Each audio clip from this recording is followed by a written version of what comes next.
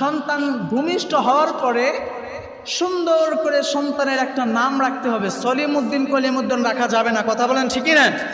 Chocolate বকলেট বিমান এরকম নাম আছে না নাই বাংলাদেশে? এমন নাম রাখা যাবে না, কারণ কিয়ামতের দিন আমার আল্লাহ রাব্বুল আলামিন এক একটা করে ডাকবেন আর ডেকে ডেকে বলবেন, বান্দারে তোমার কোন আমল আছে তাকায়া দেখ। ওই আমলের কাজে যদি পার না হতে পারো, আল্লাহ চাইলে তোমার নামের উসিলায় তোমার মাফ করতে পারেন, কথা বলেন ঠিক কি না?